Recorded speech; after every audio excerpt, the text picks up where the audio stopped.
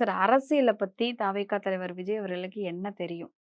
இந்த கரூர் இன்சிடென்டே அவருக்கு ஒரு எடுத்துக்காட்டு. கரூர் இன்சிடென்ட்க்கு அப்புறம் அந்த பாதிக்கப்பட்ட மக்களு யாராவது உங்களால தான் பிரச்சனை நடந்ததுன்னு சொன்னாங்களா?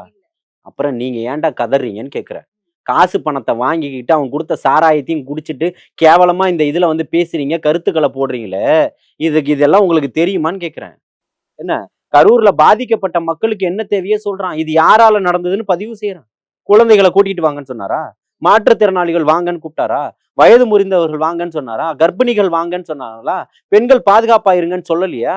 அதுல போட்டிருந்த அவர் பொதுச் செயலாளர் அவர்கள் கொடுத்திருந்த ஸ்டேட்டஸ் எல்லாமே அங்க இருக்கக்கூடிய விழா கமிட்டிக்காரர்களுக்கு தான்ன்றது இன்னைக்கு வெளியில வந்திருக்குது. அதுக்கு என்ன சொல்ல போறாங்க இந்த தற்குறி கூட்டம்? இந்த திமுக வச்சு வாய வாடகைக்கு விட்டுக்கிட்டு இருக்கிறாங்களே இந்த பத்திரிகையாளர்கள்லாம் என்ன சொல்ல போறாங்க?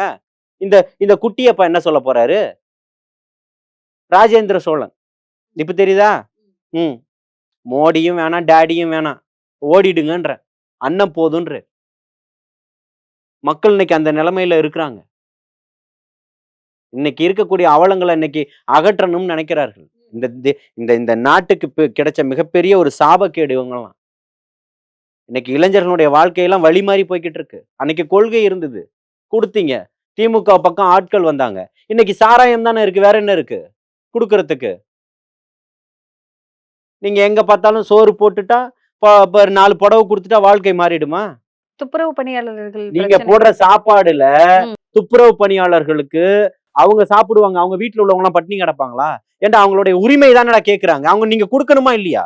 நீங்க எப்பேற்பட்ட தற்குறி கூட்டமா இருக்கிறீங்க? அப்போ நீங்க சுயநலவாதிகளா இருக்கிறீங்க. ஆதாயத்துல தானே நீங்க அரசியல் பண்ணிட்டு நீங்க இருக்கீங்க. கேள்வி கேக்குறீங்க சார். இதெல்லாம் மக்கள்ல சார் கேட்கணும். மக்களுடைய போடுற சாப்பாடு வேணாம், எங்களோட உரிமையை கொடுங்க, எங்களுக்கு நாங்க கேக்குறத கொடுங்க அப்படின்னு மக்கள் அரசாங்கம் தான் தொழில் ரீதியா வந்து ஜிடிபி லெவல் தான் உயர்ந்திருக்கே. சோறு போடு என்ன குறைஞ்சா போயிட போறீங்க? உங்க அப்பா வீட்டு சொத்தையை எடுத்துட்டு வந்து போட அவங்க சாப்பாடு கேட்கல சார், உரிமை தான் சார் கேக்குறாங்க. உரிமை தானே கேக்குறாங்க. கடல்ல இறங்கி போராடிக்கிட்டு இருக்காங்களே. ஒரு இந்த ராஜராஜ சோழனும் இந்த ராஜேந்திர சோழனும் ஏன் போய் பார்க்கல? வெக்கங்கட்டவங்களா இருந்துகிட்டு இந்த மாதிரி மக்களை வயித்துல அடிச்சுக்கிட்டு இருக்கீங்களா? நீங்களா இப்ப நல்லா இருப்பீங்களா? அவங்க வயிறு எரிஞ்சு எத்தனை நாள் சாபம் விட்டு இருக்கிறாங்க.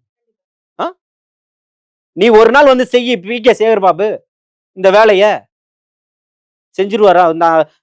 இந்த அறநிலைத்துறையினுடைய அமைச்சர் இன்னைக்கு சாப்பாடு போடும்போது முன்னாடி நீங்க என்ன அந்த துறையினுடைய அமைச்சரா? உங்களுக்கு கொடுத்துருக்கா? ஏன் எல்லாத்திலையும் மூக்க நுழைச்சிக்கிட்டு இருக்கீங்க?